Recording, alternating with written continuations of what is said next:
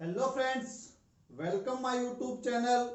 मैं संपत सिंह आज आपके लिए जो टॉपिक लेके आया हूँ, आज का जो हमारा प्रकरण है वह है पदार्थ या द्रव्य, जिसको इंग्लिश में मैटर कहा जाता है।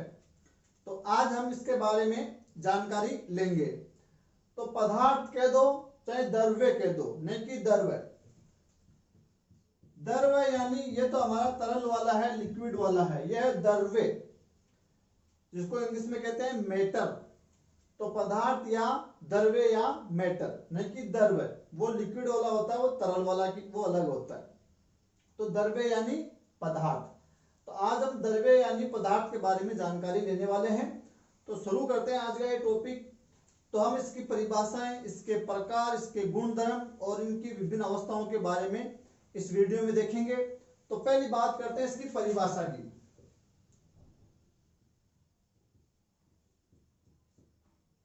परिभाषा क्या होगी?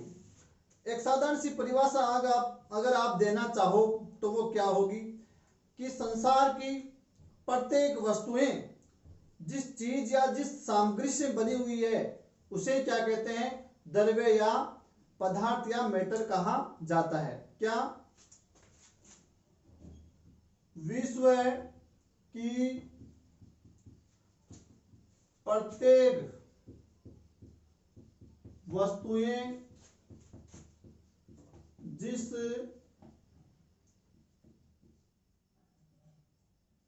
सामग्री से बनी होती है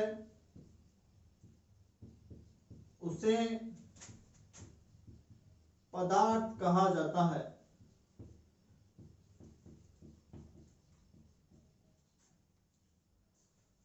विश्व की प्रत्येक वस्तुएं जिस सामग्री यानी जिस चीज से बनी हुई है उसे हम क्या कहते हैं? पदार्थ कहते हैं। एक साधारण सी परिभाषा होती है। हमारे चारों ओर उपस्थित विभिन्न वस्तुएं, हमारे चारों ओर उपस्थित विभिन्न वस्तुएं, जैसे हमारे चारों ओर क्या है? जैसे जल है, हवा है, ये ब्लैक बोर्ड है, या व्हाइट बोर्ड है, बल्ब है, कैमरा है, फोन है, या आपका मार्कर है, डस्टर है, किताब है। तो हमारे चारों ओर उपस्थित विभिन्न वस्तुएं, उनको आप क्या कह सकते हो? या जो वस्तुएं हैं वो किससे मिलकर बनी होती है? पदार्थ से मिलकर बनी होती है। तो वो सभी क्या है? द्रव्य या पदार्थ है। तो हमारे चारों ओर उपस्थित विभिन्न वस्तुएं, जैसे किताब, ये बोर्ड, ये जो भी हमारे हवा, पानी, सभी किस चीज से मिलकर बनी हुई है? किस चीज से बनी हुई है? पदार्थ से बनी हुई है। अब इसकी एक अच्छी सी परिभाषा जो हम देना चाहें पदार्थ की, तो वो क्या होगी? वो यह होगी कि वह वस्तु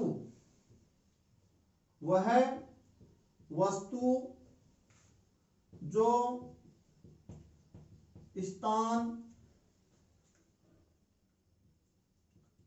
स्थान घेरती है, वह वस्तु जो स्थान घेरती है, जिसमें द्रव्यमान होता है एवं जिसे 5 ज्ञानेंद्रियों द्वारा महसूस किया जा सकता है, उसे पदार्थ यानी द्रव्य कहा जाता है।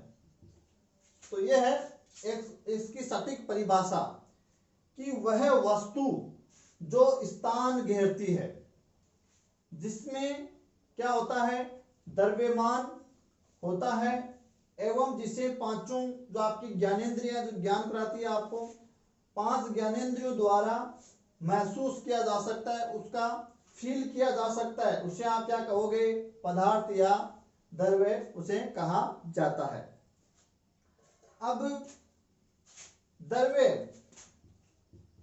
द्रव्य का क्या होता है? द्रव्य का होता है द्रव्यमान। तो हम कह रहे हैं द्रव्य का क्या है? द्रव्यमान, जिसमें क्या हो? द्रव्यमान। तो हम कह रहे हैं कि द्रव्य का क्या होता है? द्रव्यमान। तो अगर हम ऐसा कह रहे हैं कि द्रव्य का द्रव्यमान, यानी हम किसकी बात कर रहे हैं? उसके भार की। यानी द्रव्य का द्रव्यमान का मतलब है उसका क्या? भार। तो किसी वस्तु का जितना ज्यादा द्रव्यमान होगा, उस वस्तु का या उस पदार्थ का उतना ज्यादा क्या होगा? भार होगा। तो इसका मतलब आप समझ चुके होंगे कि द्रव्य का क्या होता है? द्रव्यमान। यानी इसका अर्थ यह हुआ कि उसका भार, उसका वजन, यानी उसका वेट। और जितना ज्यादा उसका द्रव्यमान होगा वस्तु का, उतना ज्यादा उसका क्या होगा? भार होगा। एक बात हो रही है यहाँ कि वस्तु क्या करती है? स्थान घेरती है। तो स्थान घेरती है, इसका मतलब होता है उसका कुछ ना कुछ क्या होगा? आयतन होगा। घेरा गया स्थान क्या कहलाता है? आयतन कहलाता है। तो बात आपके समझ में आ गई होगी। वह वस्तु जो स्थान घेरती है, यानी उसका कुछ ना कुछ क्या होगा? आयतन। घेरा गया जगह उसका क्या कहलाता है? आयतन। जिसमें क्या होता है? द्रव्यमान होता है, और जिसे पांचों ज्ञानेंद्रियों द्वारा महसूस किया जा सकता है, उसे हम पदार्थ या द्रव्य कहते हैं। और द्रव्य का द्रव्यमान का मतलब है, या उसका अर्थ हुआ उसका भार, उसका वजन। तो जिस वस्तु का जितना ज्यादा द्रव्यमान होगा, उसका भार उतना ही ज्यादा होगा। और घेरा गया स्थान उसका क्या कहलाएगा? आयतन कहलाएगा।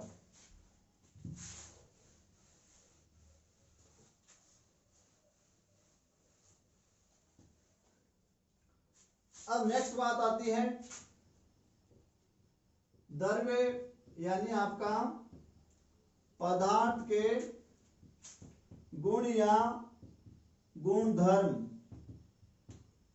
पदार्थ के क्या गुणधर्म मिलेंगे आपको? तो दो चार गुणधर्म है।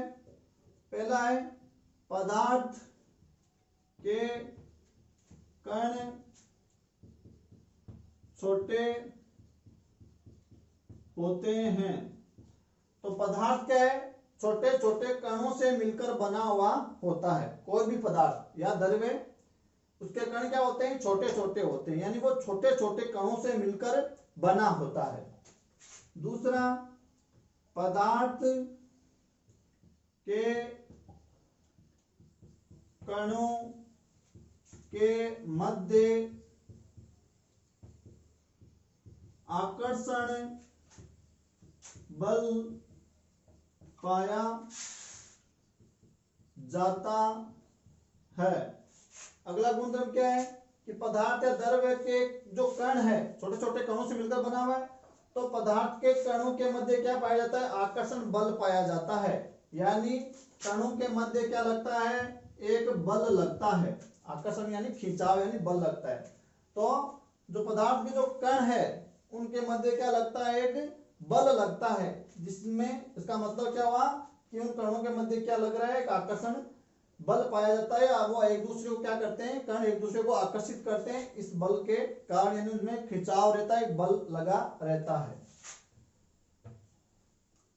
नेक्स्ट बात करें कि पदार्थ या द्रव्य यानी मैटर के कण निरंतर गतिशील रहते हैं या गतिशील होते हैं। पदार्थ के कण निरंतर गतिशील रहते हैं।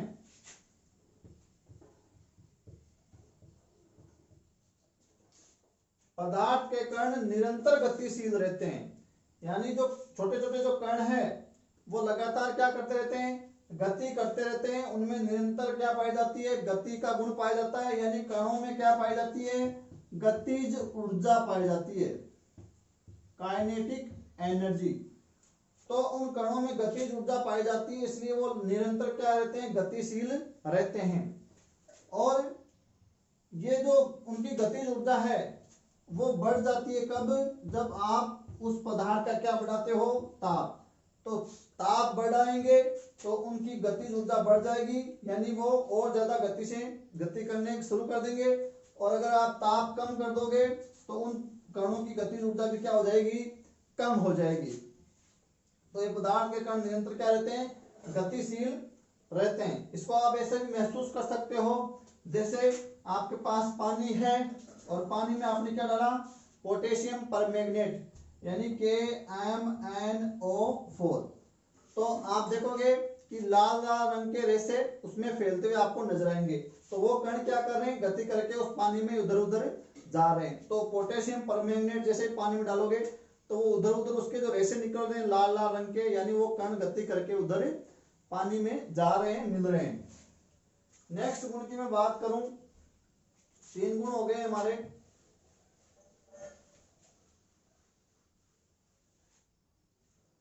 अगला गुण है पदार्थ के कणों के मध्य, पदार्थ के कणों के मध्य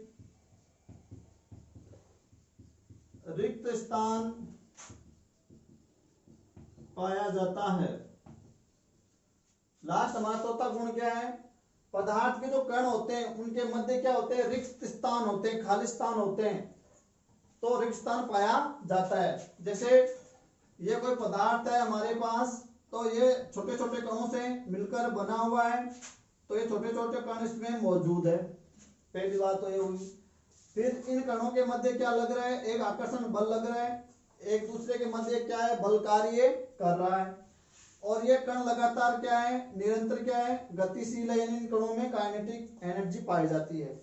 और चौथी बात आती है कि पदार्थ के कणों के मध्य क्या पाए जाते हैं, रिक्त स्थान पाए जाते हैं। ये देखो यहाँ, इसको आप ऐसे भी समझ सकते हो, जैसे पानी है हमारे पास और पानी में आप नमक या चीनी या डिटोल घोलते हो तो वो थोड़ी देर बाद में उसमें विलीन हो जाते हैं। इसका मतलब क्या हुआ कि जो जल के जो कण थे, जल एक पदार्थ है, तो उनके जो कण थे उनके मध्य रिक्त स्थान थे, और उन रिक्त स्थान में कौन जमा हो गए, उस रिक्त स्थान को किसने भर दिया, नमक या चीनी के कणों ने भर दिया, और वो उसमें समाहित हो गए, एडजस्ट हो गए, तो वो विलीन हो गए, हमको नजर नहीं आएंगे।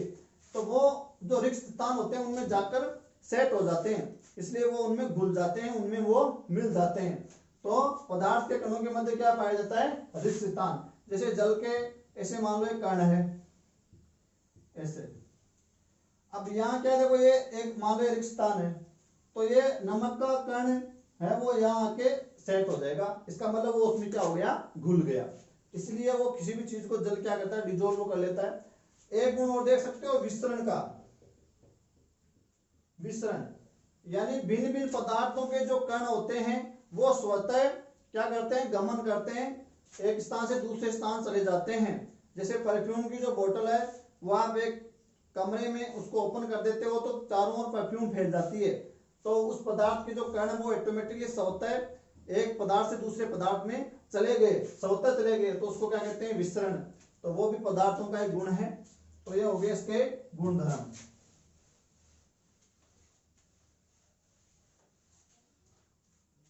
अब आती है इनके प्रकार,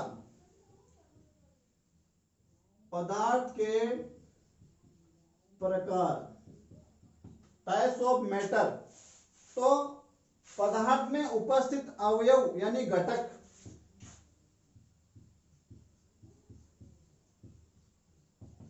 पदार्थ में उपस्थित अवयव या घटकों के आधार पर पदार्थों को 2 भागों में बांटा गया है। तो इसके कितने प्रकार होते हैं, 2 प्रकार होते हैं। पहला तो होता है आपका प्योर यानी शुद्ध पदार्थ या द्रव्य या मैटर, प्योर मैटर, और दूसरा होता है इम्प्योर यानी अशुद्ध पदार्थ। तो ये 2 प्रकार बताए गए पदार्थों के, शुद्ध पदार्थ और अशुद्ध पदार्थ, प्योर मैटर और इम्प्योर मैटर। अब यहाँ इसकी परिभाषा क्या बनेगी, वे पदार्थ जिसमें एक ही प्रकार के अवयव या घटक पाए जाते हैं, वे पदार्थ जिसमें एक ही प्रकार के घटक या अवयव पाए जाते हैं वे शुद्ध द्रव्य कहलाते हैं। तो ऐसे द्रव्य जिसमें एक ही प्रकार के घटक या अवयव होते हैं या पाए जाते हैं, तो ऐसे द्रव्यों को या ऐसे पदार्थों को क्या कहते हैं? शुद्ध द्रव्य कहते हैं। तो शुद्ध पदार्थों में, शुद्ध द्रव्यों में शामिल किया गया सारे तत्वों को, तो तत्वों को किसमें शामिल किया गया है? शुद्ध पदार्थ में, एकदम प्योर होता है। जैसे आपका हाइड्रोजन है, जैसे ऑक्सीजन है, जैसे कार्बन है, जैसे नाइट्रोजन है, तो एलिमेंट हो गए। तो तत्वों को किसमें शामिल किया गया है? शुद्ध पदार्थों में। इसके अलावा यौगिक, कंपाउंड, एलिमेंट, तो यौगिकों को भी किसमें शामिल किया गया है? शुद्ध पदार्थ में शामिल किया गया है। जैसे हो गया आपका क्या? CO2, जैसे हो गया NH3 अमोनिया का यौगिक, CO2 का यौगिक, आपका जल H2O का यौगिक, तो ये यौगिक है, जल, कार्बन डाइऑक्साइड, अमोनिया। तो ये भी कैसे होते हैं? प्योर होते हैं। इनमें क्या होता है? एक ही प्रकार के घटक और अवयव पाए जाते हैं। तो तत्वों को और यौगिकों को प्योर मैटर में शामिल किया जाता है। तो यहाँ आप एग्जांपल दे सकते हो तत्वों के, यौगिकों के।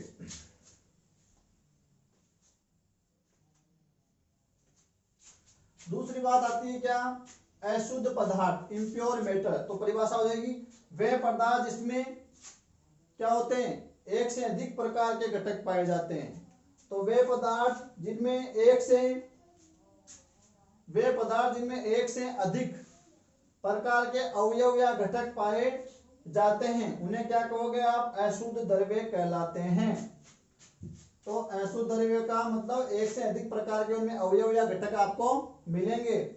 जैसे कोल्ड ड्रिंक यानी शीतल पेय, तो ये एक ऐसा द्रव्य है, इम्प्योर आपका मैटर है। दूसरा वायु, तो वायु में भी एक से अधिक प्रकार के घटक पाए जाते हैं, मिट्टी, गैसें, धूल, कई प्रकार की जलवाष्प, तो वो हो गए एक से अधिक प्रकार के घटक। कोल्ड ड्रिंक में भी आपको कई प्रकार के अम्ल, लवण, खनिज, मतलब जल वगैरह सब कुछ का मैटर मिलेगा, तो वो हो गए इम्प्योर। इसी प्रकार और आप किसको शामिल कर सकते हो? जैसे कोई आपका जो मिश्रण, जो आपने एक वर्ड सुना होगा मिश्रण, मिक्सचर, तो तत्व और यौगिकों को तो शामिल किया गया किसमें? शुद्ध द्रव्य में। और मिश्रण को किसमें शामिल किया गया है? अशुद्ध द्रव्य में, यानी पदार्थ में।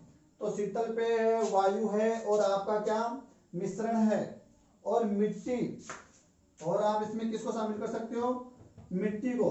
तो मिट्टी में भी कई प्रकार के खनिज, खाद, पत्थर, बालू मिट्टी, चिकनी मिट्टी, मतलब उसके कण, आकार, प्रकार, पत्तियां, कई सारी सामग्री इसमें मिली हुई है। एक से अधिक प्रकार के घटक अवयव उसमें मौजूद है। तो मिट्टी, कोल्ड ड्रिंक, वायु और मिश्रण, इन सबको किसमें शामिल किया गया? इम्प्योर मैटर में शामिल किया गया है। तो यहाँ आप उनको पहचान सकते हो आसानी से। और लास्ट बात हम करेंगे द्रव्य की अवस्थाएं। द्रव्य की अवस्थाएं, तो द्रव्य की भौतिक अवस्थाओं के आधार पर, किस आधार पर? भौतिक। तो द्रव्य की भौतिक अवस्थाओं के आधार पर इसकी मुख्यतः कितनी अवस्थाएं होती है? 3 अवस्थाएं होती है। पदार्थ की भौतिक अवस्थाओं के आधार पर कितनी अवस्थाओं में बांटा गया पदार्थ को? 3 अवस्थाएं पाई जाती है। आप सभी जानते होंगे। पहला होता है आपका ठोस, दूसरा आपका द्रव्य, द्रव्य और द्रव्य, तो ये द्रव्य तरल, और तीसरा आपका क्या हो गई? गैस। तो पदार्थ की भौतिक अवस्था के आधार पर कितनी अवस्थाएं होती है? 3 अवस्थाएं, ठोस, द्रव्य और गैस। इसको आप समझ सकते हो। जैसे मान लो आपके पास क्या है? बर्फ है, तो बर्फ कैसी है? ठोस अवस्था में है। जब इसको आप क्या करोगे? गर्म करोगे तो क्या बन जाएगा? पानी। तो वो कौन सी अवस्था आ गई? द्रव्य, यानी लिक्विड, तरल अवस्था आ गई। फिर और गर्म करोगे आप उसको, तो उसका क्या बन जाएगी? वाष्प, यानी भाप बन जाएगी। तो वो कौन सी अवस्था में चला गया? गैस अवस्था में चला गया। तो यहाँ आसानी से समझ सकते हो, ठोस, द्रव्य और गैस। तो जल तीनों अवस्था में पाया जाता है। लेकिन अभी वर्तमान में जो वैज्ञानिक है वो 2 और अन्य अवस्थाओं पर विचार कर रहे हैं या बता रहे हैं। तो टोटल अवस्थाएं हो जाती है कितनी, 5 हो जाती है। तो 5 अवस्थाओं पर विचार कर रहे हैं। तो इसमें चौथी अवस्था कौन सी आती है, प्लाज्मा। चौथी अवस्था कौन सी आती है, आपकी अवस्था आती है प्लाज्मा। और पांचवी कौन सी आती है, बीईसी। बीईसी जिसको कहते हैं बोस आइंस्टाइन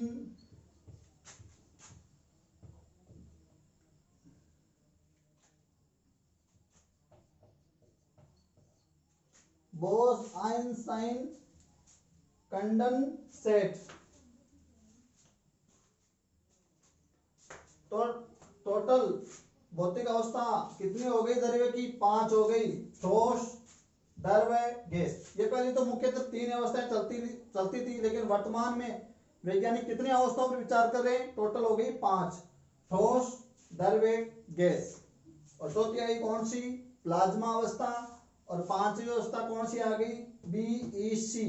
बी का मतलब बोस, ई का मतलब आइंस्टाइन और सी का मतलब हो गया कंडेंसेट।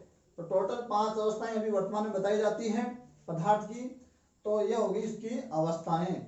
तो अब नेक्स्ट हमारा जो टॉपिक होगा वो इन अवस्थाओं के बारे में होगा। तो हम नेक्स्ट वीडियो लेके आएंगे। तो हमारे चैनल को सब्सक्राइब कीजिए, लाइक कीजिए, शेयर कीजिए, कमेंट्स कीजिए। धन्यवाद।